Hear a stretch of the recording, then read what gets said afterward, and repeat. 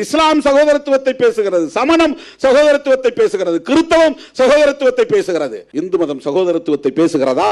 மேல் பாதிக்குள்ளே என்னால் நுழைய முடியவில்லையே. திருநீரை அழித்து விட்டதாக ஆத்திரப்படுகிற நீ என்னை அழைத்து செல்ல தயாராக இருக்கிறாயா? கோவிலின் கருவறைக்குள்ளே அழைத்து செல்வதற்கு முன்னால் ஒரு போராட்டம் நடத்த முடியுமா? புண்ணியம் கிடைக்கும் என்றும் நான் பூசிக்கொள்ளவில்லை, அவமதிக்க வேண்டும் என்றும் நான் அழிக்கவில்லை. இது அந்த அற்பர்களுக்கு தெரியாது. ஏனென்றால் அவர்களுக்கு அரசியல் தெரியாது.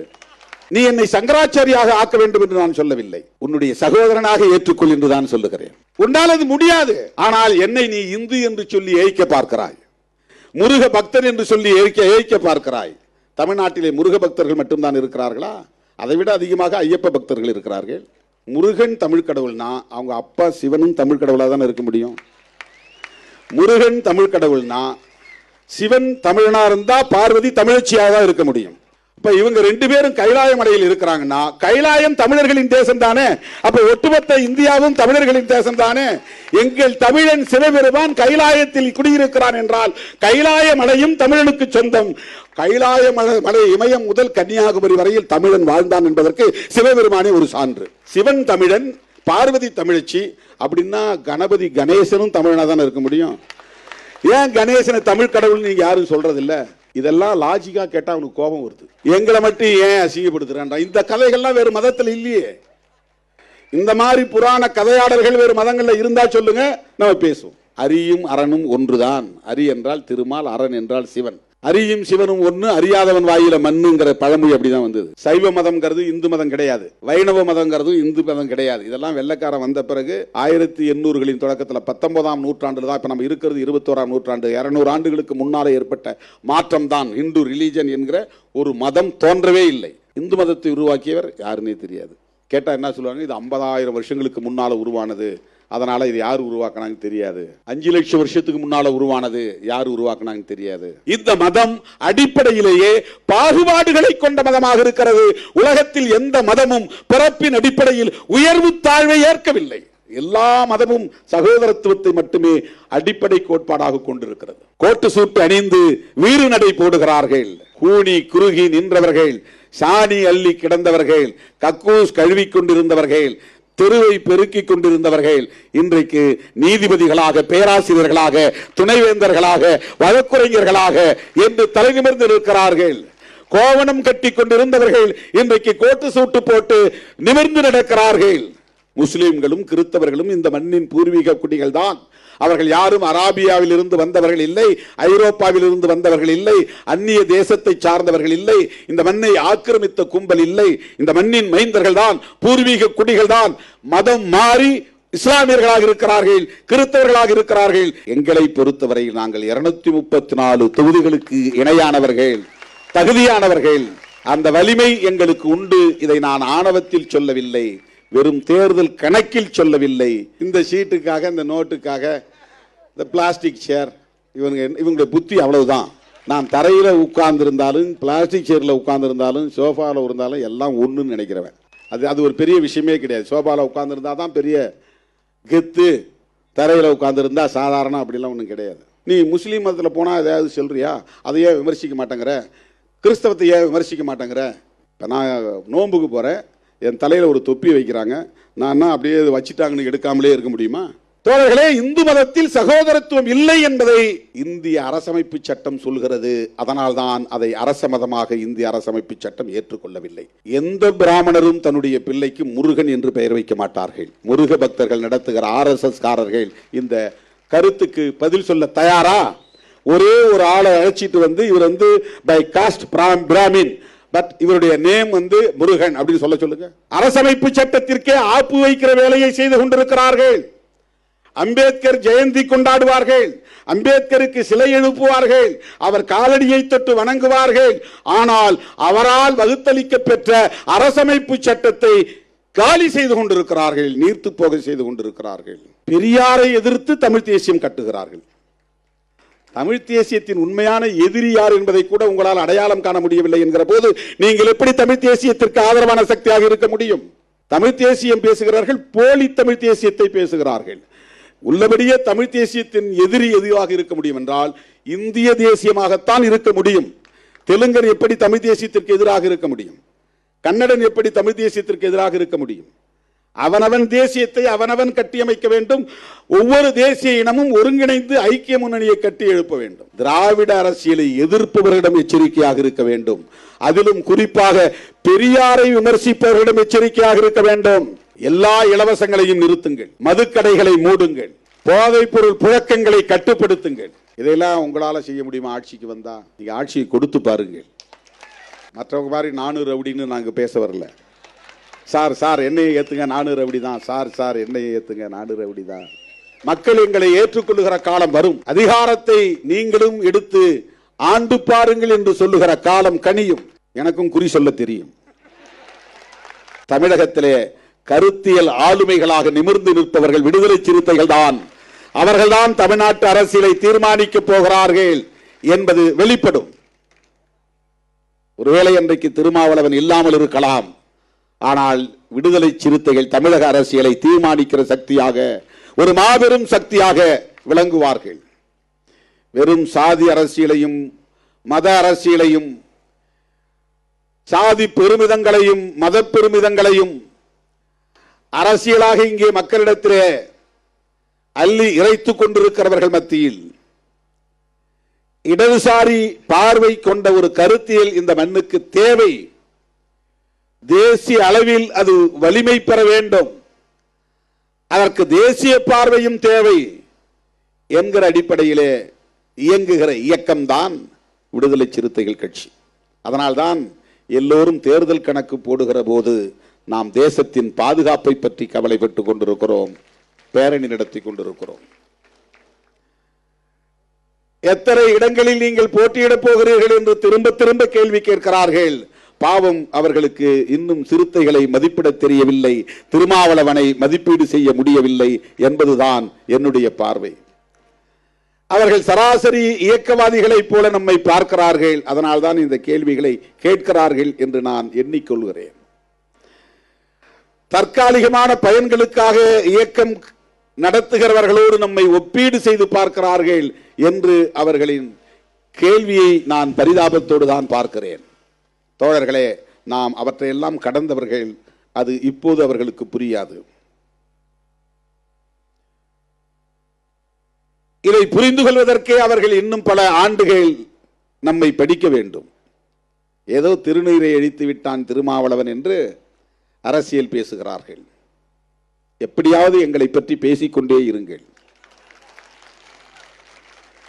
எதிராகவோ ஆதரவாகவோ எங்களை பற்றி பேசிக்கொண்டே இருங்கள். ஏனென்றால் நாங்கள் தேசத்தை திருத்தி அமைப்பதற்காக, புதுப்பித்து கட்டமைப்பதற்காக, புதிய இந்தியாவை உருவாக்குவதற்காக, புரட்சியாளர் அம்பேத்கரின் கனவை நனவாக்குவதற்காக போராடி கொண்டிருப்பவர்கள்.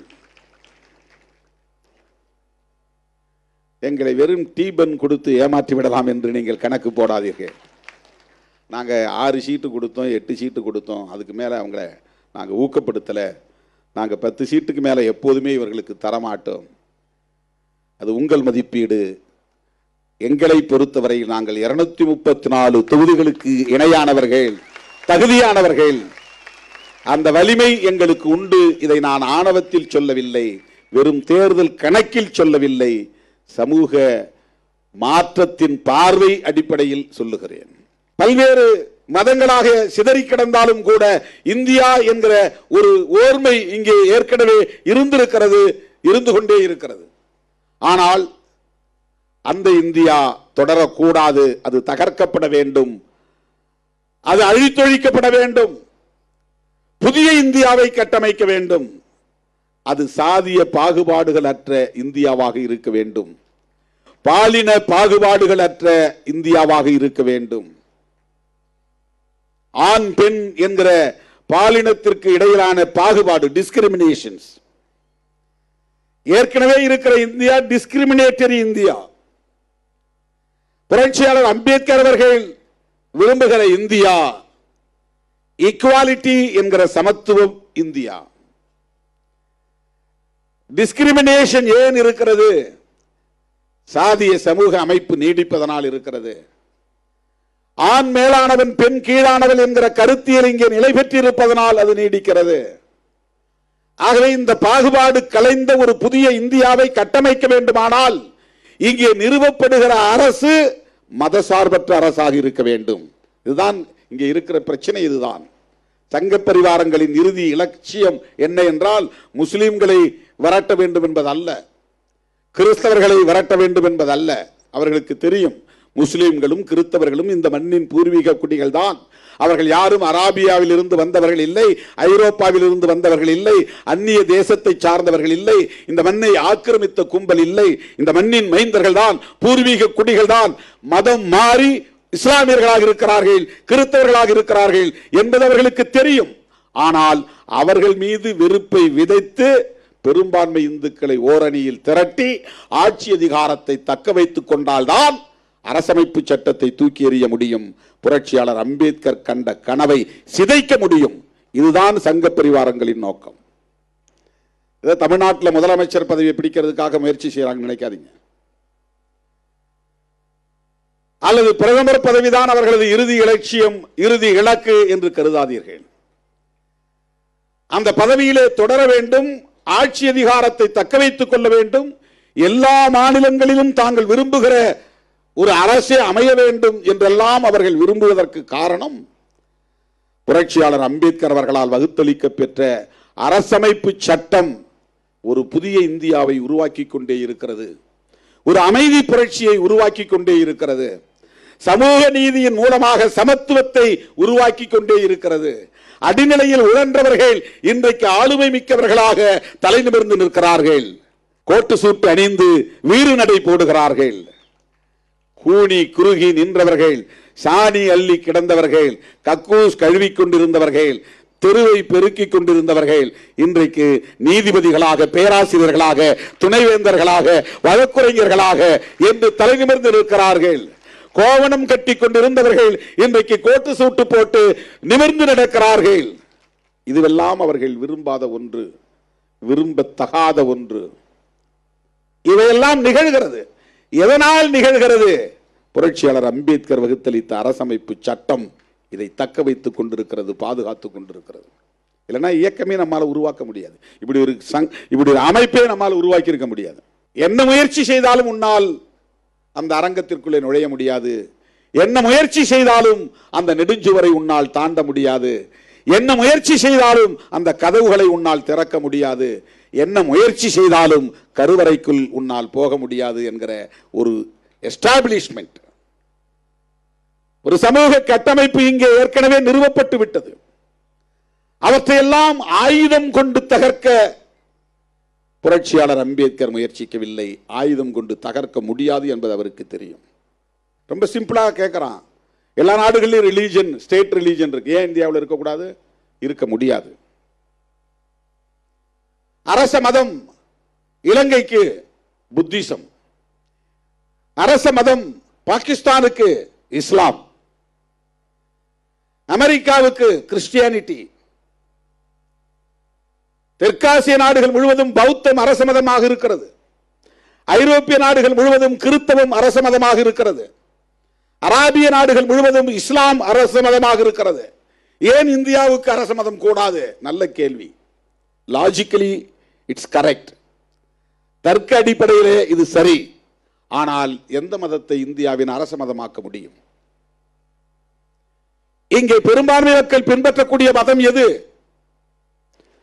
பாகுபாடுகள் நிறைந்த மதம் அல்லவா இங்கே பெரும்பான்மை மக்கள் பின்பற்றுகிற மதமாக இருக்கிறது. அப்படி சொல்லப்படுகிறது. ஒரு காலத்தில் இது இந்து மதம் என்ற ஒரு வடிவம் கிடையாது. முருகனுக்கே தனி மதம் இருந்தது. நாம் கும்பிடுகிற முருகனுக்கே கௌமாரம் என்ற பெயரிலே, வடமொழியிலே குமாரம், தமிழில சொன்னால் குமாரம் அப்படிங்கிற ஒரு மதம் இருந்ததுங்க. அதான் ஷண்மதங்கள், 6 மதங்கள். சைவம், வைணவம், காணபத்தியம், கணபதியை கும்பிடுறது, அந்த மதத்துக்கு பேரு காணபத்தியம். கௌமாரம் முருகனை கும்பிடுவது, சௌரம் சூரியனை கும்பிடுவது, சாக்தம் சக்தியை கும்பிடுவது, இதெல்லாம் மதங்களின் பெயர் வடமொழியிலே, சான்ஸ்கிரிட்ல. இந்த 6 மதங்களை ஒருங்கிணைத்துதான் இந்து மதம் என்று இன்றைக்கு அழைக்கிறார்கள். இதெல்லாம் தனித்தனி மதங்கள். சைவம் வேறு மதம், வைணவம் வேறு மதம். அப்புறம் இடைக்காலத்தில் பெரிய மோதல் ஏற்பட்டு மதமாற்றம் ஏற்பட்டு வன்முறைகள் நிகழ்ந்து அதனால் படுகொலைகள் நிகழ்ந்து ரத்த ஆறு ஓடிய பிறகு அரியும் அரணும் ஒன்றுதான். அரி என்றால் திருமால், அரண் என்றால் சிவன். அதனால தான் நிறைய பேர் ஹரிஹரன் பேர் வைப்பான். ஒன்னா ரெண்டு பேரும் ஒன்று தான், தனித்தனியாக பேர் வச்சுக்காத. அரியும் சிவனும் ஒன்று, அறியாதவன் வாயில மண்ணுங்கிற பழமொழி அப்படிதான் வந்தது. அரியும் சிவனும் ஒன்று, அறியாதவன் வாயில மண்ணு. ஏன்னா ரெண்டு வேற வேற இருந்து சண்டை போட்டுக்கிட்டாங்க. அதை ஒன்னாக்குற முயற்சி பல ஆண்டுகள் ஆதிசங்கரர் உட்பட பலரும் முயற்சி செய்து ஒன்னாக்குனாங்க. அதெல்லாம் தனித்தனியாக. அப்போ இந்து ரிலீஜன் ஒன்று கிடையாது. அந்த காலத்தில் பார்ப்பனர்களுக்கு இருந்த மதம் தான் வேதிக் ரிலீஜன், வைதிக மதம். அவங்களது இந்து கிடையாது. சைவ மதம்ங்கிறது இந்து மதம் கிடையாது. வைணவ மதங்கிறதும் இந்து மதம் கிடையாது. இதெல்லாம் வெள்ளைக்காரன் வந்த பிறகு 1800களின் தொடக்கத்தில் 19ஆம் நூற்றாண்டில் தான். இப்போ நம்ம இருக்கிறது 21ஆம் நூற்றாண்டு. 200 ஆண்டுகளுக்கு முன்னால் ஏற்பட்ட மாற்றம் தான் இந்து ரிலீஜன் என்கிற ஒரு மதம் தோன்றவே இல்லை. இதை உருவாக்கியவர் யார் என்று சொல்ல முடியாது. இஸ்லாத்தை உருவாக்கியவர் நபிகள் நாயகம், கிறிஸ்தவத்தை உருவாக்கியவர் இயேசு பெருமான், பௌத்தத்தை உருவாக்கியவர் கௌதம புத்தர், சமணத்தை உருவாக்கியவர் மகாவீரர், இந்து மதத்தை உருவாக்கியவர் யாருன்னே தெரியாது. கேட்டால் என்ன சொல்லுவாங்க, இது 50,000 வருஷங்களுக்கு முன்னால் உருவானது, அதனால் இது யார் உருவாக்கினாங்க தெரியாது. 5 லட்சம் வருஷத்துக்கு முன்னால் உருவானது, யார் உருவாக்கினாங்க தெரியாது. வரலாறு அப்படி இல்லை. அதற்கு எந்த ஆதாரங்களும் கிடையாது. ஏதோ ஒரு வகையிலே இன்றைக்கு இந்து என்கிற வடிவம் வந்துவிட்டது. சரி, அந்த மதத்தை இந்தியாவின் அரச மதமாக அறிவிப்பதிலே பிரச்சனை இருக்கிறது. அதை பேசுவோம். ஏன் அறிவிக்க முடியாம போச்சு? ஏன் ஸ்டேட் ரிலீஜன் உருவாகவில்லை? இந்தியா ஏன் மதசார்பற்ற அரசாக இருக்க வேண்டும்? இது அன்றைய கான்ஸ்டிடியூயன்ட் அசெம்பிளி என்கிற அரசியலமைப்பு சட்டத்திற்கான சபையிலே விவாதிக்கப்பட்டதா இல்லையா? புரட்சியாளர் அம்பேத்கரோடு பலரும் விவாதித்தார்களா இல்லையா? இந்த பிரியாம்பிள்லே கடவுளின் பெயரால் முடிக்க சொன்னாங்க நிறைய பேர். கடைசியாக முடிக்கிறப்போ கடவுளின் பெயரால் இதை நாங்கள் ஏற்றுக்கொள்கிறோம் அரசமைப்பு சட்டமாக அப்படின்னு முடிக்க சொல்லி தான் வற்புறுத்தினாங்க. ஒற்றை ஆளாக இருந்து புரட்சியாளர் அம்பேத்கர் அவர்கள் அதையெல்லாம் எதிர்த்து நின்று வெற்றி கண்டார். அவர் மட்டும் இல்லாமல் வேறு எவராவது இந்த அரசமைப்பு சட்டத்தை எழுதக்கூடிய வாய்ப்பை பெற்றிருந்தால் இந்தியாவின் அரச மதமாக இவர்கள் சொல்லுகிற இந்த மதம்தான் ஸ்டேட் ரிலீஜன் என்றாகி இருக்கும். ஏன் இதை ஸ்டேட் ரிலீஜனாக அறிவிக்கப்படவில்லை என்று சொன்னால், இந்த மதம் அடிப்படையிலேயே பாகுபாடுகளை கொண்ட மதமாக இருக்கிறது. உலகத்தில் எந்த மதமும் பிறப்பின் அடிப்படையில் உயர்வு தாழ்வை ஏற்கவில்லை. எல்லா மதமும் சகோதரத்துவத்தை மட்டுமே அடிப்படை கோட்பாடாக கொண்டிருக்கிறது. ஆன்மா, இந்த உயிர் மூச்சு கோட்பாடு என்னன்னா ஃப்ரெட்டர்னிட்டி என்பதுதான். அதான் திராவிடியன் பிரதர்ஹுட் அப்படின்னு அவர் சொன்னார். ஆனால் உலகம் முழுவதுமே எல்லா மக்களும் எந்த ரேஸ் அண்ட் எத்னிசிட்டி, எந்த ஒரு வேறுபாடும் இல்லாமல் உலக மாந்தர் அனைவரும் சகோதரர்கள் என்று சொல்லுகிற மதங்களாக அவையெல்லாம் வளர்ச்சி அடைந்திருக்கின்றன. எந்த மதத்தை எடுத்தாலும் அதில் சகோதரத்துவம் உண்டு. அண்ணன் தம்பியாய் இருப்போம், அன்பை வளர்ப்போம். பௌத்தம் அதுதானே சொல்லுது. பௌத்தத்தில் கடவுள் கிடையாது, வழிபாடு கிடையாது, சடங்கு சம்பிரதாயங்கள் கிடையாது, தனி மனித ஒழுக்கத்தையும் சமூக ஒழுக்கத்தையும் பேசுகிற ஒற்றை மதம். அந்த காலத்தில் வேதிக் ரிலிஜன், வேத மதத்தை சார்ந்தவர்கள் இதை நாத்திக மதம் என்று பரப்பினார்கள். அதனால் தான் அழித்து ஒழித்தார்கள். பௌத்தத்தை நாத்திக மதம் என்று சொல்லிதான் அழித்து ஒழித்தார்கள். வேறு எந்த ஒரு தேசத்திலும் இல்லாத அளவுக்கு இந்தியாவிலே பௌத்தம் செழித்தோங்கி இருந்த வரலாறு இன்றைக்கு நம்முடைய விருது பெற்ற ஜம்புலிங்கம் அவர்கள் குறிப்பிட்டார். தமிழ்நாட்டில் பௌத்தம் செழித்திருந்தது. இன்றைக்கு எங்கே? சிலைகள் எல்லாம் ஏன் உடைக்கப்பட்டன? அம்பேத்கர் சிலைகளை உடைக்கிற அந்த செயல் இருக்கிறதே, அது புத்தர் சிலைகளை உடைத்த வரலாற்றின் எச்சம். அது புத்தர் சிலையை உடைத்த அந்த பண்பாட்டின் எச்சம். அது ஒரு பண்பாட்டு எச்சம். அம்பேத்கர் சிலையை உடைக்கிறான்னா புத்தர் சிலையை உடைச்ச வரலாறு. அவன் முன்னோர் புத்தர் சிலையை உடைச்சான், அவன் வாரிசிலைக்கு அம்பேத்கர் சிலையை உடைக்கிறான். அதே சாதியவாதி நாளைக்கு திருமாவளவன் படத்தையும் எரிப்பான். ஏன்னா அது பண்பாட்டு எச்சம். அது தொடருது, அது அவனுடைய ஜீன்லேயே அது வருது. ஏன் குடிசையை கொளுத்துறான்னா, அன்னைக்கு பௌத்த பள்ளிகளை கொளுத்துறான். எங்கெல்லாம் பௌத்த மடம் இருக்கோ அந்த மடத்தை கொளுத்துனான்.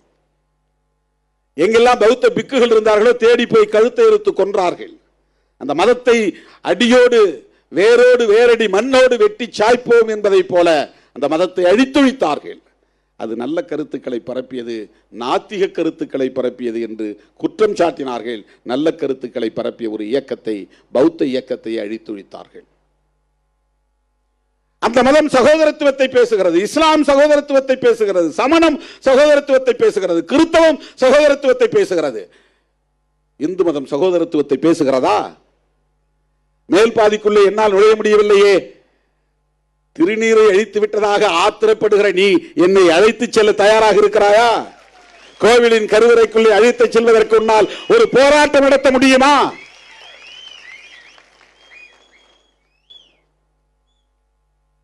உன்னை சகோதரனாக ஏற்க அவனுக்கு முடியவில்லை. ஓட்டு போடுவதற்கு உன்னையும் என்னையும் முருக பக்தர் என்று சொல்லி மாய்மால அரசியலில் வீழ்த்த பார்க்கிறான்.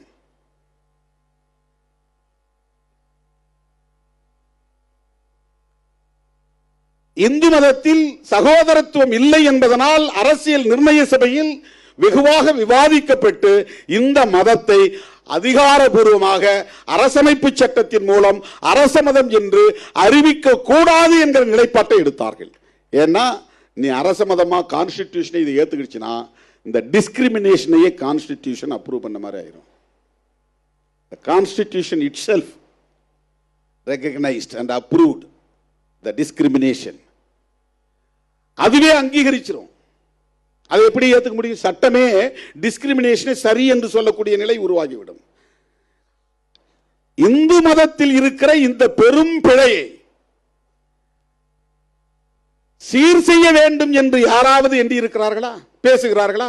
நீ முஸ்லீம் மதத்தில் போனா ஏதாவது சொல்றியா, அதையே விமர்சிக்க மாட்டேங்கிற, கிறிஸ்தவத்தை ஏன் விமர்சிக்க மாட்டேங்கிற? இப்போ நான் நோன்புக்கு போறேன், என் தலையில் ஒரு தொப்பி வைக்கிறாங்க, நான் அப்படியே வச்சுட்டாங்கன்னு எடுக்காமலே இருக்க முடியுமா? அடுத்த ஒரு நிமிஷத்தில் எடுத்துடுறேன். அவங்களுக்கும் தெரியும் எடுத்துருவேன்னு, அது ஒரு அடையாளம், அவ்வளவுதான். அடுத்த ஒரு நிமிஷத்தில் எடுத்துருவோம். அப்போ அந்த பூசாரி நெற்றியில் திருநீர் பூசினாரு, அவருடைய உணர்வை நான் மதிக்கிறேன், அவருக்கு நான் வணக்கம் சொன்னேன், நன்றி சொன்னேன். கொஞ்ச நேரம் தானே வச்சிருக்க முடியும், அதை அப்படியே நான் வச்சுக்கிட்டு இருக்க முடியுமா? புண்ணியம் கிடைக்கும் என்றும் நான் பூசிக்கொள்ளவில்லை, அவமதிக்க வேண்டும் என்றும் நான் அழிக்கவில்லை.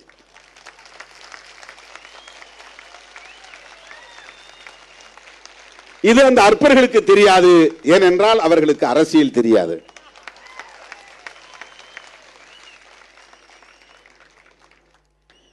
என் மீது நம்பிக்கை வைத்திருப்பவர்கள், என் மீது பாசம் வைத்திருப்பவர்கள் இன்றைக்கு கூட பல கோவில்களுக்கு அழைக்கிறார்கள், நான் போகிறேன். கும்பத்திலே கலசத்திலே தண்ணீர் ஊற்ற சொல்லுகிறார்கள், ஊற்றுகிறேன். இதெல்லாம் எனக்கு 100 வருஷம் வாழணும் அப்படிங்கிற ஆசைப்பட்டு தான் செய்யறேனா? என் தாய் என்னை வீட்டுக்கு வரவேற்கிற போது ஆழம் எடுத்து நெற்றியிலே திருநீர் பூசுகிறார், அதை ஏற்றுக்கொள்கிறேன். என் தாய்க்கு என்ன மதிப்பை கொடுக்கிறேனோ அப்படி என் மக்களுக்கும் நான் மதிப்பளிக்கிறேன், அவ்வளவுதான். அது மக்கள் மீது நான் கொண்டிருக்கிற ஒரு மதிப்பு, அவர்களின் உணர்வுகளுக்கு நான் செலுத்துகிற மதிப்பு. தோழர்களே, இந்து மதத்தில் சகோதரத்துவம் இல்லை என்பதை இந்திய அரசமைப்பு சட்டம் சொல்கிறது. அதனால்தான் அதை அரச மதமாக இந்திய அரசமைப்பு சட்டம் ஏற்றுக்கொள்ளவில்லை. இதுதான் ரொம்ப முக்கியமான செய்தி. இதுதான் ரொம்ப முக்கியமான செய்தி. This is the message we have to bring it to the people. There is no equality in Hindu religion. Only discrimination is there. அங்கே அரசமைப்பு சட்டத்தில் ஏன் இதை ஏற்றுக்கொள்ளவில்லை என்றால் சகோதரத்துவம் இல்லை, சமத்துவம் இல்லை. சகோதரத்துவம் இல்லாத இடத்தில் சமத்துவம் இருக்காது. உலகத்தில் உள்ள எல்லா மதங்களும் சகோதரத்துவத்தை ஏற்றுக்கொண்டிருக்கிற போது இந்து மதம் ஏன் சகோதரத்துவத்தை ஏற்றுக்கொள்ளவில்லை என்பதை மோகன் பகவத் சொல்லுவாரா? அதற்கு விளக்கம் சொல்லுவாரா? மோடி சொல்லுவாரா? அமித்ஷா சொல்லுவாரா? RSS அமைப்புகளை சார்ந்தவர்கள் சொல்லுவார்களா? நீ என்னை சங்கராச்சாரியாக ஆக்க வேண்டும் என்று நான் சொல்லவில்லை, உன்னுடைய சகோதரனாக ஏற்றுக்கொள் என்று தான் சொல்லுகிறேன்.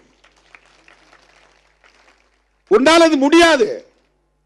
ஆனால் என்னை நீ இந்து என்று சொல்லி ஏய்க்க பார்க்கிறாய், முருக பக்தர் என்று சொல்லி ஏய்க்க பார்க்கிறாய். தமிழ்நாட்டிலே முருக பக்தர்கள் மட்டும்தான் இருக்கிறார்களா? அதை விட அதிகமாக ஐயப்ப பக்தர்கள் இருக்கிறார்கள். முருகன் கதையை சொன்னால் மணிக்கணக்கிலே பேச வேண்டியிருக்கும். எங்கள் மண் ஐவகை நிலம் கொண்ட தமிழ் மண். அதிலே குறிஞ்சி மண்ணின் தலைவன் தான் முருகன். குறிஞ்சி திணையின் தலைவன் தான் முருகன். அவன் எங்களைப் போல் பிறந்தான், எங்களைப் போல் வாழ்ந்தான், எம் மக்களை வழிநடத்தினான் என்பதுதான் எங்கள் இலக்கியம் சொல்லுகிறது. தமிழ் இலக்கியம் சொல்லுகிறது, சங்க இலக்கியம் சொல்லுகிறது. புராண கதைகளில் வரக்கூடிய பாத்திரம் அல்ல முருகன். பிறந்தான், வளர்ந்தான், வாழ்ந்தான், மக்களை ஆண்டான் என்கிற குறிப்புகளை கொண்ட இலக்கியங்களை நாங்கள் பெற்றிருக்கிறோம். அவனை சுப்பிரமணியன் ஆக்கிவிட்டார்கள். தோழர்களே, ஒரு உண்மையை நீங்கள் தெரிந்து கொள்ள வேண்டும். எந்த பிராமணரும் தன்னுடைய பிள்ளைக்கு முருகன் என்று பெயர் வைக்க மாட்டார்கள். முருக பக்தர்கள் நடத்துகிற RSS காரர்கள் இந்த கருத்துக்கு பதில் சொல்ல தயாரா? ஒரே ஒரு ஆளை அழைச்சிட்டு வந்து இவர் வந்து பை காஸ்ட் பிராமின், பட் இவருடைய நேம் வந்து முருகன் அப்படின்னு சொல்லுங்க. ஒருவேளை அப்படி வச்சா ஸ்கந்தன் வைப்பான். SKNDAN, ஸ்கந்தன் வடமொழியில. கந்தன்னா தமிழ், ஸ்கந்தன்னா சான்ஸ்கிரிட். வட இந்தியாவில் இந்த கருத்து அங்கே போயிருக்கு. அங்க அவனுக்கு என்ன பேர்னா சுப்பிரமணியன், சுப்பிராமணியன். பிராமணர் இல்ல, பிரம்மண்யன். அதாவது பிரம்மன்கிற கடவுளுக்கு அவர் உடன்பாடானவர் அல்லது உறவானவர், ஏதோ ஒரு வகையில் அவங்களுடைய ஐடியாலஜிக்கல் படி, மித்தாலஜி படி. அவர்கள் சொல்லுகிற முருகன் அல்லது சுப்பிரமணியன் நம்முடைய கதையோடு பொருந்தாதவர். அந்த சுப்பிரமணியன் குறிஞ்சித்திணையின் தலைவர் அல்ல. நம்முடைய முருகன் குறிஞ்சித்திணையின் தலைவர். அது எங்க சங்க இலக்கியங்களில் இருக்கிறது. சங்க இலக்கியத்தில் இருக்கிற முருகன் தமிழ்நாட்டில் மட்டும்தான் 6 படை வீடு. வேற எந்த மாநிலத்தில் 6 படை வீடு இருக்கிறது சொல்லுங்க. அதனால்தான் நான் ஒரு கேள்வி எழுப்பினேன். அதை சிலரால் பொறுத்து கொள்ள முடியவில்லை. முருகன் தமிழ் கடவுள்னா அவங்க அப்பா சிவனும் தமிழ் கடவுளாக தானே இருக்க முடியும். முருகன் தமிழ் கடவுள்னா சிவன் தமிழனா இருந்தா பார்வதி தமிழச்சியாக தான் இருக்க முடியும். இப்ப இவங்க 2 பேரும் கைலாய மலையில் இருக்கிறாங்கன்னா கைலாயம் தமிழர்களின் தேசம் தானே. அப்ப ஒட்டுமொத்த இந்தியாவும் தமிழர்களின் தேசம் தானே. எங்கள் தமிழன் சிவபெருமான் கைலாயத்தில் குடியிருக்கிறான் என்றால் கைலாய மலையும் தமிழனுக்கு சொந்தம். கைலாய மலை இமயம் முதல் கன்னியாகுமரி வரையில் தமிழன் வாழ்ந்தான் என்பதற்கு சிவபெருமானே ஒரு சான்று. அந்த கதைப்படி பார்த்தார். சிவன் தமிழன், பார்வதி தமிழச்சி அப்படின்னா கணபதி கணேசனும் தமிழனா தானே இருக்க முடியும். ஏன் கணேசனை தமிழ் கடவுள் நீங்க யாரும் சொல்றது இல்ல? இதெல்லாம் லாஜிக்கா கேட்டா அவனுக்கு கோபம் வருது. எங்களை மட்டும் ஏன் அசிங்கப்படுத்துறான்? இந்த கதைகள்லாம் வேறு மதத்தில் இல்லையே. இந்த மாதிரி புராண கதையாடல்கள் வேறு மதங்கள்ல இருந்தா சொல்லுங்க, நம்ம பேசுவோம். இந்த மாதிரி கதையாடல்கள் இல்லை. இப்ப எங்களுடைய அடையாளங்களையும் வரலாறையும் நீங்கள் திருடிக்கொண்டு அதற்கு புதிய புதிய அடையாளங்களை தந்து புதிய புதிய விளக்கங்களை தந்து எங்களை ஏய்த்து பாகுபடுத்தி பிளவுபடுத்தி சிதறடித்து சிதைத்துக் கொண்டிருப்பதை அம்பேத்கரின் பிள்ளையாக இருந்து கொண்டு எப்படி வேடிக்கை பார்க்க முடியும்?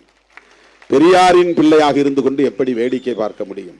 நாங்கள் இயக்கம் கண்டிருப்பது நாடாளுமன்றத்திற்கு சட்டமன்றத்திற்கு சீட்டு பேசுவதற்காக அல்ல, பேரம் பேசுவதற்காக அல்ல. நான் திடீர்னு தேர்தல் பாதையை வேண்டான்னு சொன்னாலும் சொல்லிடுவேன் என்னைக்காக ஒரு நாள்.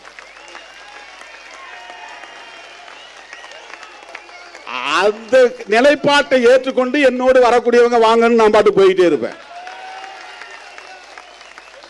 இவனுங்க நம்மளை சராசரியா எடை போடுறானுங்க.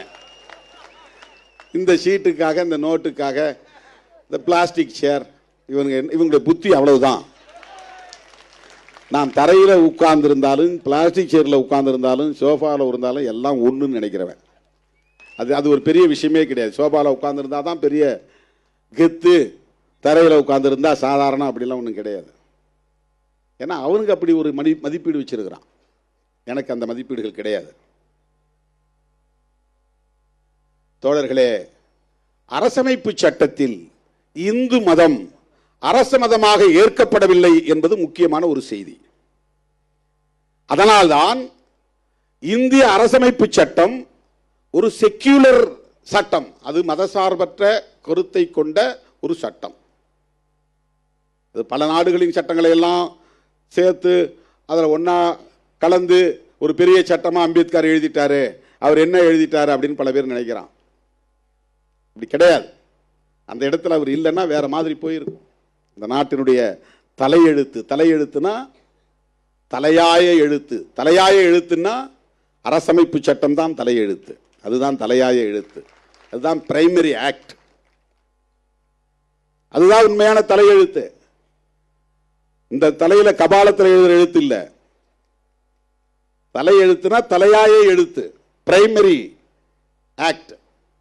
நீ எத்தனை சட்டம் வேணாலும் கொண்டு வரலாம், அந்த சட்டத்தினுடைய பேசிக் ஃபேக்டர்ஸ், அடிப்படை கூறுகளில் கை வைக்க கூடாது. ஆனால் பிஜேபி ஆட்சிக்கு வந்த 11 ஆண்டுகளாக அவர்கள் செய்கிற முக்கியமான வேலையே அரசமைப்பு சட்டத்தின் அடிப்படை கூறுகளில் கை வைப்பதுதான். எப்படி இதை வேடிக்கை பார்த்துக் கொண்டிருக்க முடியும்? அரசமைப்பு சட்டத்திற்கே ஆப்பு வைக்கிற வேலையை செய்து கொண்டிருக்கிறார்கள். அம்பேத்கர் ஜெயந்தி கொண்டாடுவார்கள், அம்பேத்கருக்கு சிலை எழுப்புவார்கள், அவர் காலடியை தொட்டு வணங்குவார்கள்.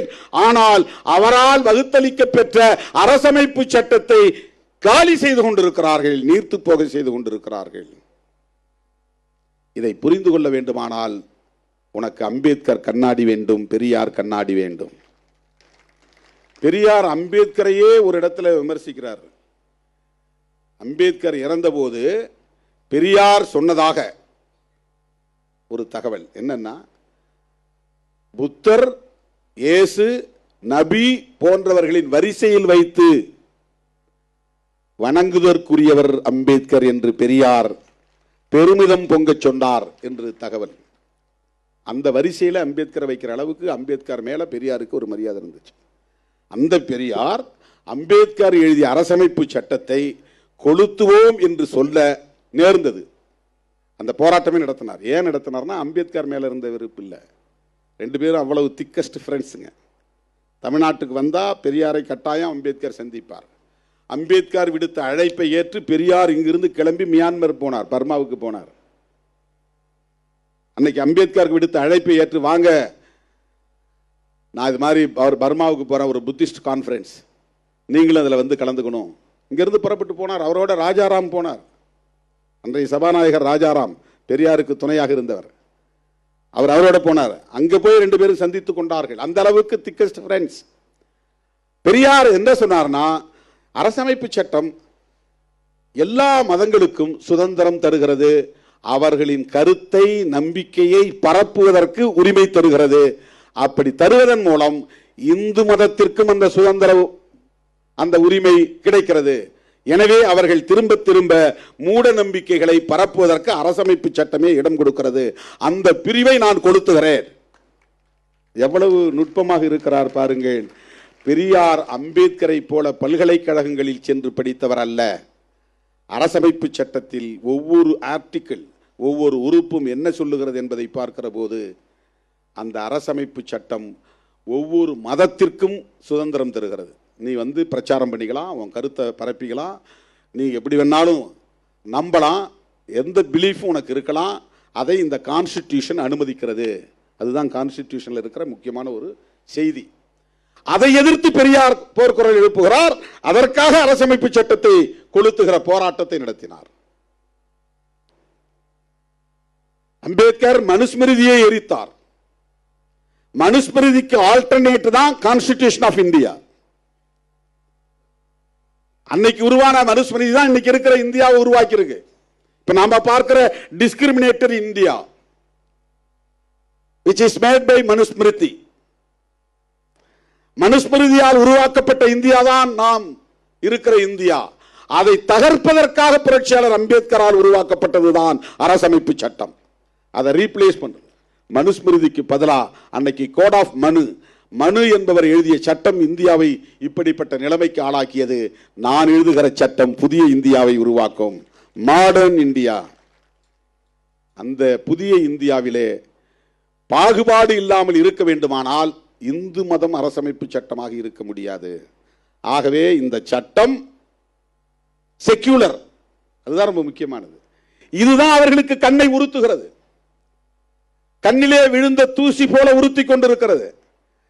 இந்த சட்டத்தை நேரடியாக தூக்கி எறிய முடியவில்லை. புரட்சியாளர் அம்பேத்கர் அவர்களை நேரடியாக விமர்சிக்க முடியவில்லை. புரட்சியாளர் அம்பேத்கருக்கு எதிரான அரசியலை பேச முடியவில்லை. முஸ்லிம்களும் கிறிஸ்தவர்களும் இந்த ஏழை எளிய தலித் மக்களை ஏமாற்றி மதமாற்றம் செய்கிறார்கள் என்று சொல்லுகிறார்கள். எப்படி ஒருத்தனை ஏமாற்றி மதம் மாற்ற முடியும்?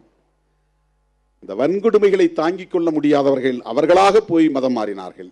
இந்தியாவுக்குள்ளே இருக்கிற முஸ்லிம்கள் எல்லாம் ஒரு காலத்தில் இப்படிப்பட்ட வன்கொடுமைகளுக்கு ஆளான முன்னோரின் வாரிசுகள். வெவ்வேறு சாதியில் இருந்திருக்கலாம். இங்கே பிசின்னு இருக்கிறது அவர் சொன்ன மாதிரி மிஸ்டர் டாக்டர் KS சலம் அவர்கள் சொன்ன மாதிரி இங்கே பிசின்னு சொல்கிறவன் இன்னொரு ஸ்டேட்டில் ஷெட்யூல் காஸ்ட். அடிப்படையில் எல்லாம் டிராவிடியன்ஸ், அவன் பார்வையில் எல்லாம் சூத்ராஸ். ஆகவே அவங்களுக்கு கொடுமைகள் இருந்தது. சாதி கொடுமை என்பது SC/STக்கு மட்டுமே எதிரானது அல்ல, ஒவ்வொரு சாதிக்கும் எதிரானதுதான் சாதிய கட்டமைப்பு. சாதி ஒழிப்பு என்பது SC/ST மக்களுக்கான கோரிக்கை அல்ல, சகோதரத்துவத்தை விரும்புகிற ஒவ்வொருவரின் கோரிக்கை அது. ஜனநாயகத்தை மதிக்கிற ஒவ்வொருவரின் கோரிக்கை அது.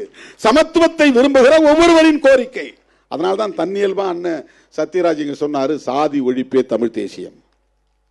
நான் 1990களில் எழுதின பல முழக்கங்கள்ல இது ஒன்று, சாதி ஒழிப்பே மக்கள் விடுதலை. அதன் பிறகு துண்டறிக்கைகளில் சாதி ஒழிப்பே தமிழ் தேச மக்கள் விடுதலை அப்படின்னு அடிச்சிருப்பேன். அதெல்லாம் பழைய துண்டறிக்கைகளை பார்த்தீங்கன்னா தெரியும். இதெல்லாம் 90, 91, 92. அப்பெல்லாம் நீங்கள் யாரும் இங்கே இருக்கிறவங்க கட்சிக்கு வந்திருக்க மாட்டாங்க, ஒரு சில பேரை தவிர. மதுரையிலிருந்து வந்த தோழர்களுக்கு தெரியும், துண்டறிக்கைகள் எடுத்து பார்த்தா தெரியும்.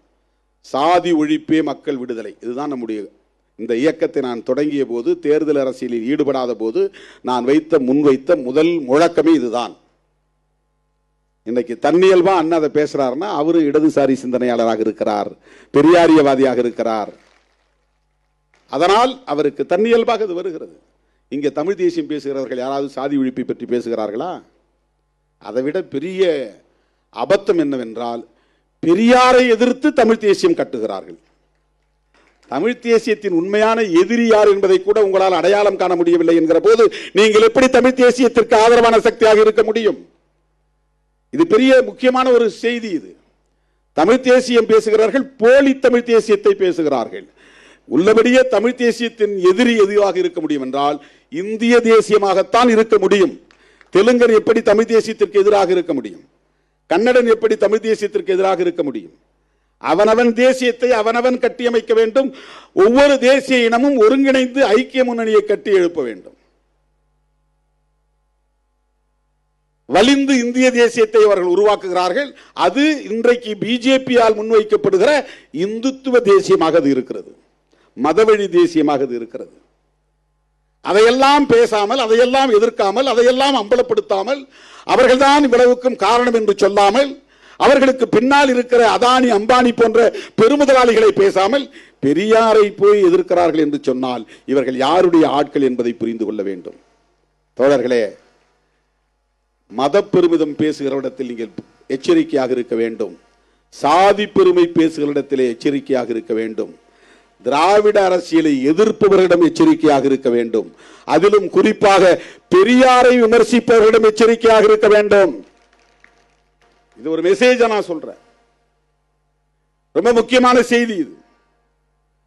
எல்லோரும் இங்கே குழப்பிக் கொண்டிருக்கிறார்கள். கருத்தியல் அடிப்படையில் நமக்கு ஒரு தெளிவு தேவை, நமக்கு ஒரு தொலைநோக்கு பார்வை தேவை. அதிமுக வெறும் அரசியல் ஆதாயம் கருதி இன்றைக்கு பாரதிய ஜனதாவோடு சேர்ந்து கொண்டு நியாயப்படுத்தி பேசிக் கொண்டிருக்கிறார்கள். உள்ளபடியே எம்ஜிஆருக்கும் ஜெயலலிதாவுக்கும் அவர்கள் விசுவாசமாக இருந்திருந்தால் அவர்களால் பிஜேபியோடு சேரவே முடியாது. எடப்பாடி பழனிசாமி அவர்கள் மீது நான் மரியாதை வைத்திருக்கிறேன். நீங்கள் மிகப்பெரிய வரலாற்று பிழையை செய்கிறீர்கள். சமூக நீதி அரசியலை கற்று வளர்ந்த அதிமுக தொண்டர்களை எல்லாம் பாஜகவுக்கான ஆட்களாக மாற்றிக் கொண்டிருக்கிறீர்கள். சங்க பரிவாரங்களுக்கு தொண்டு செய்யக்கூடிய தொண்டர்களாக மாற்றிக் கொண்டிருக்கிறீர்கள். அடிப்படை பிரச்சனைகளுக்காக போராடாதவர்கள் இன்றைக்கு எந்த ஒரு பக்தனும் கேட்காத நிலையிலே முருக பக்தர் மாநாடு நடத்துகிறார்கள். அவர்கள் உண்மையிலேயே முருக பக்தர்கள் அல்ல, மோடி பக்தர்கள். அது மோடி பக்தர்களின் மாநாடு, அது முருக பக்தர்களின் மாநாடு கிடையாது. முருக பக்தர் மாநாடுனா நாமளும் போயிருக்கணும்ல, நாமெல்லாம் முருக பக்தர்கள் தானே. நாம அவரை கடவுளா நினைக்கிறனால நம்முடைய முன்னோரா நினைக்கிறோம் இல்ல. தமிழ் முன்னோர்களில் அவரும் ஒருவர் என்பதுதானே நமக்கு சங்க இலக்கியம் சொல்லுகிறது. குறிஞ்சி திணையின் தலைவர் தானே. அவர்கள் என்ன சதித்திட்டம் தீட்டி வருகிறார்கள் என்பது அதிமுக தலைவர்களுக்கு தெரியாதா? RSS நிகழ்ச்சியிலே போய் கலந்து கொள்ளக்கூடிய அளவுக்கு எப்படி நீங்கள் நீர்த்து போனீர்கள்? முருகபக்தர் மாநாட்டிலே போய் அமர்ந்திருக்கிற போது அண்ணாவை இழிவுபடுத்தி வீடியோ ஒளிபரப்புகிறார்களே, அதையெல்லாம் எப்படி உங்களால் வேடிக்கை பார்க்க முடிகிறது? இது எங்கே போய் முடியும்? நாங்க திமுக கூட்டணியில் இருக்கிறதால தான் இப்படி பேசுறீங்க சொல்றீங்க. கிடையாது. அதிமுகவையும் ஒரு திராவிட இயக்கம் என்று நம்புவதால் இதை பேசுகிறோம். அதிமுக தலைவர்களும் தொண்டர்களும் பெரியார் வழி வந்தவர்கள் என்று நம்புவதால் இதை பேசுகிறோம். இல்லைன்னா அதை பேச போறதில்லை. அதை பேச வேண்டிய அவசியமும் இல்லை. இன்னைக்கு என்ன நிலைமை? மனைப்பட்டா கேட்டு போராடிய வரலாறு பாஜகவுக்கு உண்டா? எத்தனை முருக பக்தர்களுக்கு மனைப்பட்டா இல்லாமல் இருக்கிறது?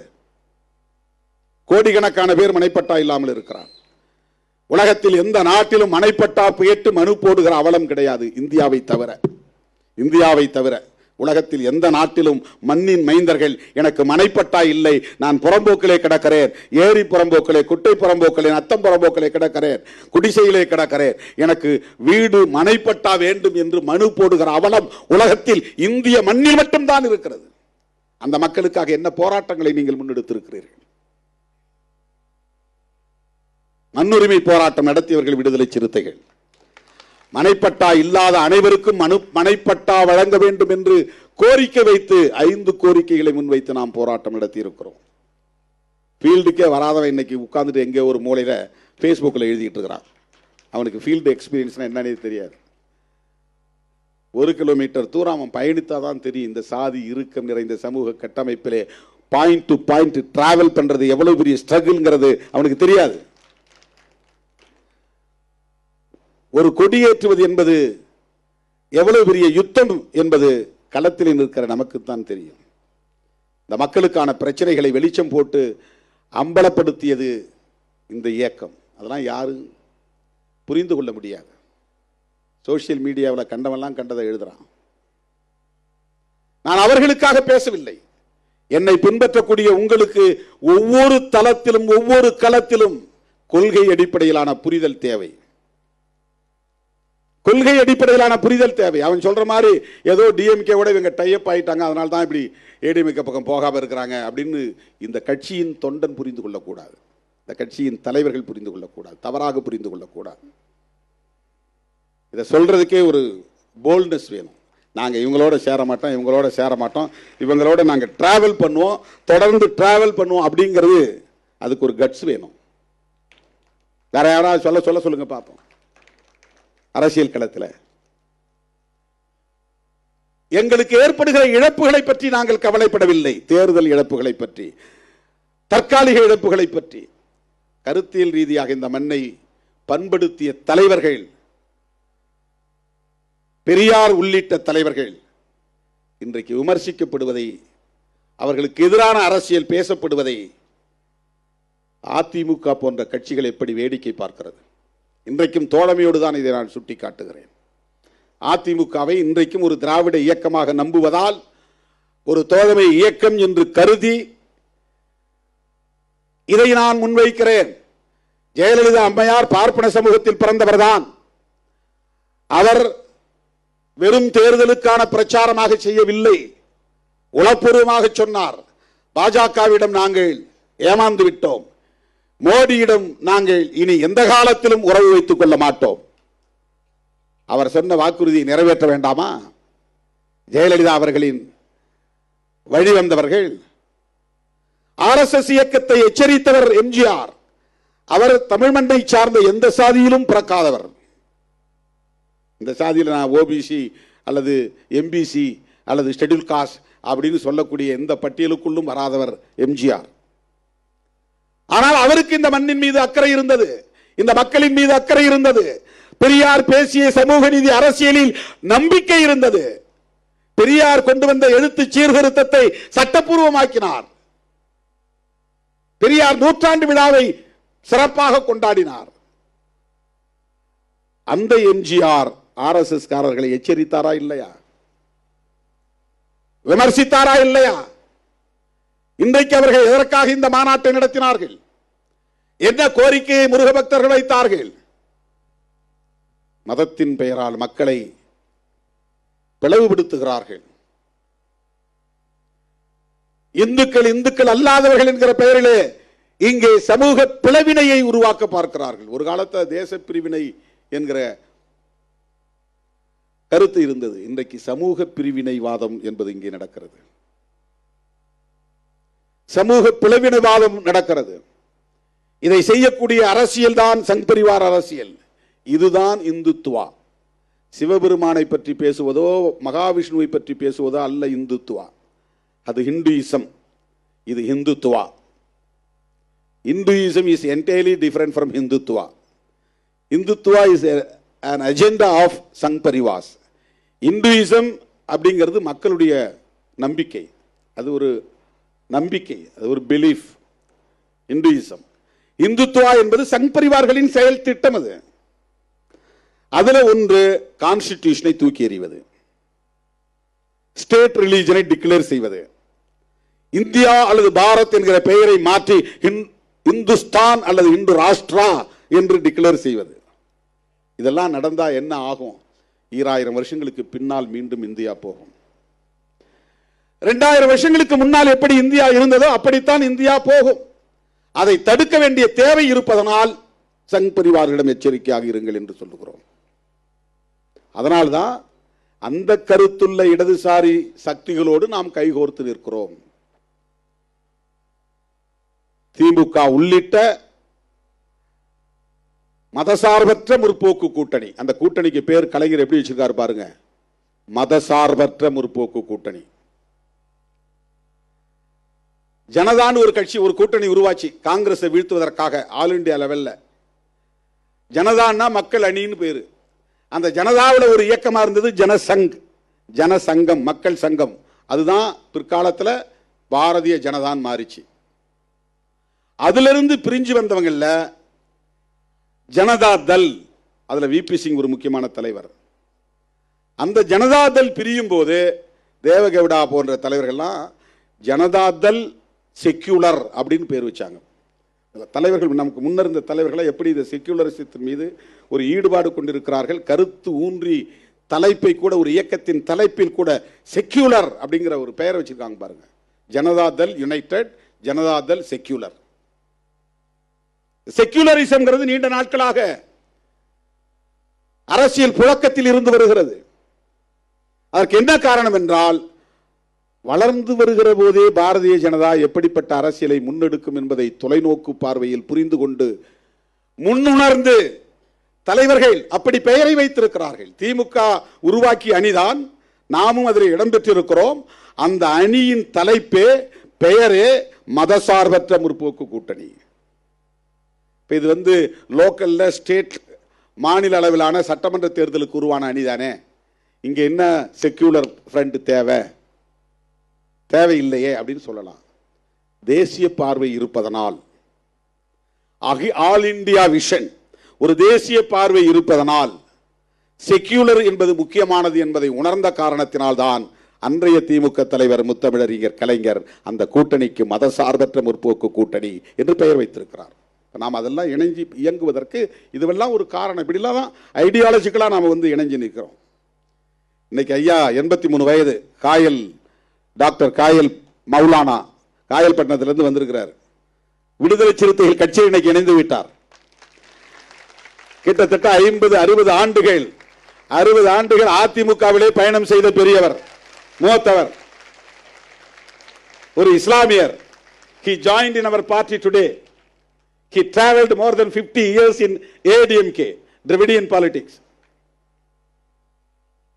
ஏன் அவர் நம்மகிட்ட இணைச்சிருக்கு? செக்யூலர், மதசார்பின்மை என்கிற அரசியல் தான். ஏடிஎம்கே அதை பொருட்படுத்தாமல் வெறும் அரசியல் ஆதாயத்திற்காக, தற்காப்புக்காக பிஜேபியோடு கூட்டணி வைத்திருப்பதை அவரால் சகித்துக் கொள்ள முடியவில்லை. அவர் எம்ஜிஆரோடும் ஜெயலலிதாவோடும் அரசியல் செய்தவர் என்பதால். அந்த கட்சியில் அவர் ஒரு பாப்புலர் லீடரா இல்லாமல் இருக்கலாம். ஒரு நபராக இருந்தாலும் சாதாரணமான ஒரு பொறுப்பில் இருந்தாலும் ஐடியாலஜிக்கலா அவர் இங்கே கன்வின்ஸ் ஆகி நம்மோடு வந்து இணைந்திருக்கிறார். நான் திருச்சிராப்பள்ளியில் சொன்னதை போல மறுபடியும் சொல்ல விரும்புகிறேன். தமிழ்நாட்டு அரசியலை நாம் கூர்மைப்படுத்துகிறோம், கருத்தியல் அடிப்படையில் கூர்மைப்படுத்துகிறோம். சனாதன சக்திகளா விடுதலை சிறுத்தைகளா என்பதுதான் தமிழ்நாட்டு அரசியல். திமுகவா அதிமுகவா என்பது எலக்டோரல் பாலிடிக்ஸ். அதிமுக இருக்கிற இடத்துல பிஜேபியா அதிமுகவா என்பது எலக்டோரல் பாலிடிக்ஸ். நாங்கள் ஐடியாலஜிக்கல் பாலிடிக்ஸ், கருத்தியல் அடிப்படையிலே இயங்குகிறோம். சனாதன சக்திகளா விடுதலை சிறுத்தைகளா, தமிழ் மண்ணை நஞ்சாக்க நாங்கள் அனுமதிக்க மாட்டோம். அதிமுக ஒரு வரலாற்று பிழையை செய்கிறது என்கிற கவலையை பதிவு செய்ய வேண்டியது எங்களின் கடமை. தமிழ்நாட்டு அரசியலை மடைமாற்றம் செய்ய, மதவாத அரசியலை நோக்கி மடைமாற்றம் செய்ய பலர் இங்கே பல வேஷம் கட்டி ஆடுகிறார்கள். போலி தமிழ் தேசியம் பேசக்கூடியவர்களும் அந்த அரசியலை தான் இன்றைக்கு முன்னெடுக்கிறார்கள். இதற்கெல்லாம் நாம் ஒருபோதும் இடம் கொடுக்க கூடாது. அண்ணன் சொன்னதை போல சாதி ஒழிப்பே தமிழ் தேசியம், அதுதான் விடுதலை சிறுத்தைகள் முன்வைப்பது. சாதி ஒழிப்புன்னா எதை எதிர்த்து போராட வேண்டியிருக்கும்? சங் பரிவார்களின் பாசிசத்தை எதிர்த்து போராட வேண்டும். தோழர்களே, அந்த அடிப்படையில் தான் விருதுகள் வழங்கும் விழாவுக்கு இன்றைக்கு நாம் தேர்வு செய்திருக்கிற இந்த சான்றோர் பெருமக்கள். அண்ணன் வைத்திலிங்கம் அவர்கள் இங்கே இல்லை. அவர் இருந்தால் ஒரு கோரிக்கை வைக்க நான் எண்ணி இருந்தேன். இருந்தாலும் இங்கே சொல்ல விரும்புகிறேன். புதுச்சேரியில் அடுத்து சட்டமன்ற தேர்தல் முடிந்ததும் நிச்சயம் நம்முடைய கூட்டணி அங்கே ஆட்சி அமைக்கும். இந்தியா கூட்டணி, விடுதலை சிறுத்தைகளும் இடம்பெற போகிற கூட்டணி. காங்கிரஸ் தலைமையிலான அந்த அணி ஆட்சி அமைக்கிற போது நாங்கள் கோரிக்கை வைத்து அன்றைய முதலமைச்சர் நாராயணசாமி அவர்களுக்கு அம்பேத்கர் சுடர் விருதினை ஏன் வழங்கினோம் என்றால், ஆதி திராவிடர் சமூகத்தை சார்ந்த 16% மக்களுக்கு ஆரம்ப கல்வி முதல் ஆராய்ச்சி கல்வி வரையில் கட்டணமில்லாத கல்வியை வழங்கியதற்காக பாராட்டி அவருக்கு அம்பேத்கர் சுடர் விருதினை வழங்கினோம். அதன் பிறகு அவரையும் சமூக நலத்துறை அமைச்சராக இருந்த அண்ணன் கந்தசாமி அவர்களையும் வைத்துக்கொண்டு நான் பத்திரிகையாளர்களிடம் பேசுகிற போது ஒரு கோரிக்கை வைத்தேன். அது எஸ்சி மக்களுக்கானதாக மட்டுமில்லாமல் அனைத்து சமூகங்களை சார்ந்த, ஓபிசி சமூகங்களை சார்ந்த மாணவ செல்வங்களும் பயன்பெறக்கூடிய வகையில் கல்வியை கட்டணம் இல்லாமல் வழங்க வேண்டும் என்ற கோரிக்கையை வைத்தோம். தமிழ்நாட்டிலும் இந்த கோரிக்கை வைக்கிறோம். முதலில் நம்மால் பாண்டிச்சேரியிலே இதை சாதிக்க முடியும். அண்ணன் வைத்திலிங்கம் அவர்கள் இன்றைக்கு காங்கிரஸ் கட்சியின் தலைவராக இருக்கிறார். நாளைக்கு காங்கிரஸ் தலைமையிலே ஆட்சி அமைந்தால் புதுச்சேரியிலே இதர சமூகங்களை சார்ந்த 86% சார்ந்த மாணவர்களுக்கும் கல்வியை முதலில் இலவசமாக கட்டணம் இல்லாமல் வழங்க வேண்டும். ஒரு அரசு எப்போது சிறந்த அரசாக மாறும் என்றால் கல்வியை கட்டணம் இல்லாமல் வழங்குகிற அரசுதான் மிகச்சிறந்த மக்கள் அரசாக இருக்க முடியும். மருத்துவத்தை கட்டணம் இல்லாமல் வழங்குகிற அரசுதான் மக்கள் அரசாக விளங்க முடியும். இவை இரண்டும் மிக மிக முக்கியத்துவம் வாய்ந்தது. எல்லா இலவசங்களையும் நிறுத்துங்கள், மதுக்கடைகளை மூடுங்கள், போதைப் பொருள் புழக்கங்களை கட்டுப்படுத்துங்கள். இதையெல்லாம் உங்களால செய்ய முடியுமா? ஆட்சிக்கு வந்தா நீங்க ஆட்சியை கொடுத்து பாருங்கள்.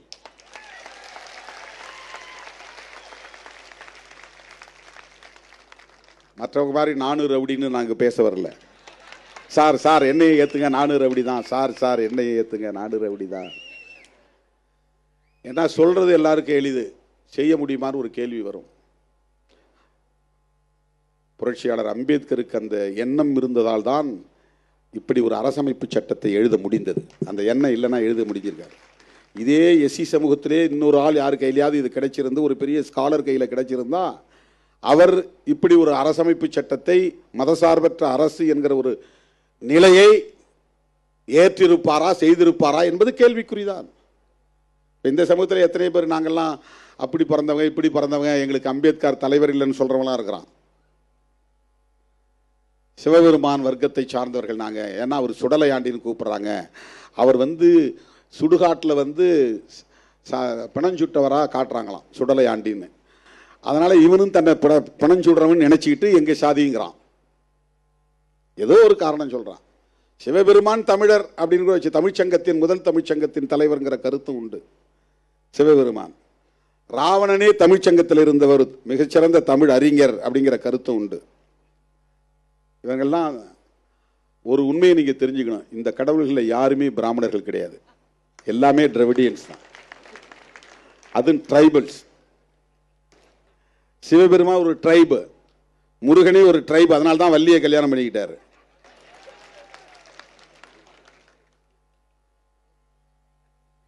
குறவர்னா குறுகி போன சமூகம்னு அர்த்தம். குறுந்தொகைங்கிறோம் இல்லையா, குறுகி போனவர்கள்னு அர்த்தம். பெரிய விரிந்த ஒரு சமூகமா தமிழ் சமூகமா இருந்தவங்க மெல்ல மெல்ல மெல்ல மெல்ல மெல்ல அவங்க வந்து ஒரு அடையாளத்தில் குறுகி போனவங்க குறவர். அந்த சமூகத்தின் தலைவன் அப்படிங்கிறதுனால தான் குறிஞ்சி தலைவன். யாரு குறிஞ்சி தலைவன்? யாரு?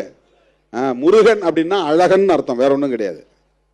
முருகன்னா அழகு, முருகன் என்றால் அழகன் என்று பொருள். பிராமணர் சமூகத்திலிருந்து ஒரே ஒரு கடவுள் கூட கிடையாது. அந்த காலத்தில் வேதிக் மதத்தில் இருந்துச்சா என்ன நமக்கு தெரியல. இவங்க யாரும் வந்து கிருஷ்ணன் கூட அவங்க கடவுள்னு கிளைம் பண்ண முடியாது.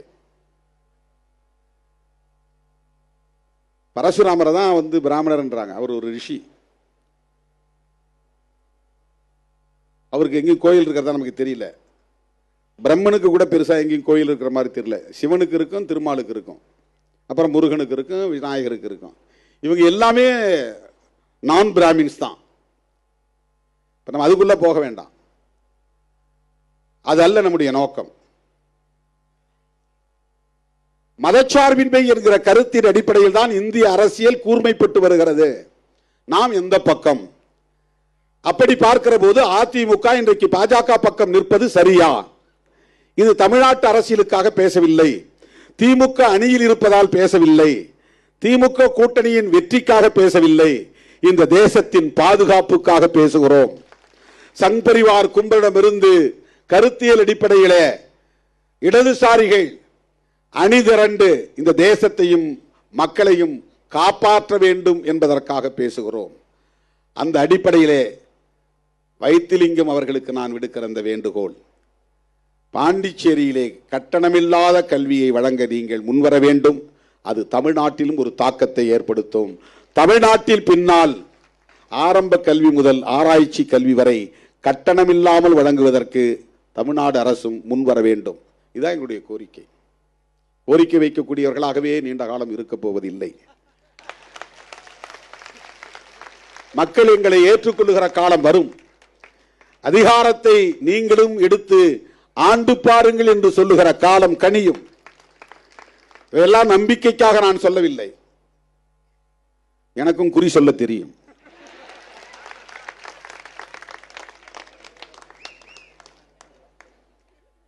சிறுத்தைகள் ஒரு நாள் ஆளும் சக்தியாக பரிணமிப்பார்கள் என்கிற நம்பிக்கை உண்டு.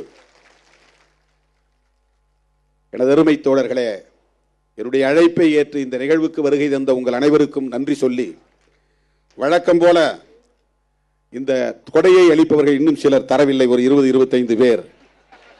அவர்கள் ஓடிவிடக்கூடாது, இருந்து வழங்க வேண்டும் என்று கேட்டுக்கொண்டு, இந்த நிகழ்ச்சியில் இரா செம்மல் பெயர் விடுபட்டு போனது, அவரும் நன்கொடை வழங்கியிருக்கிறார், அவருக்கும் நன்றி.